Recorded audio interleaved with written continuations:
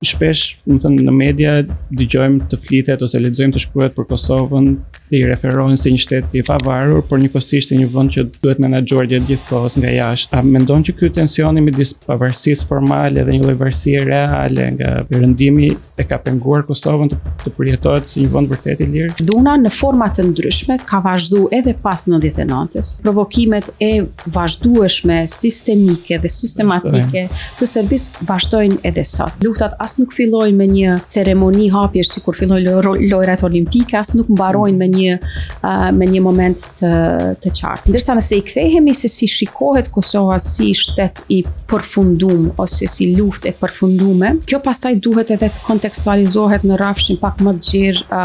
ballkanik, sepse sidomos prej fillim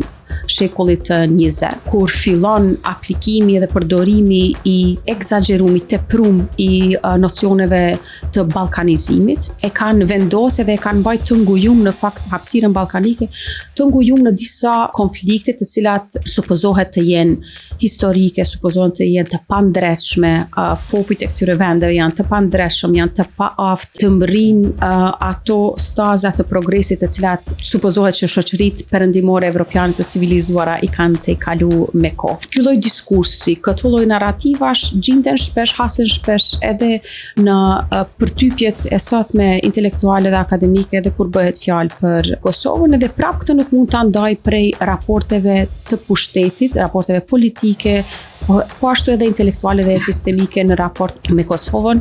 edhe më gjithësisht në raport me vendet që kanë dalë nga ish Jugosllavia, por këtu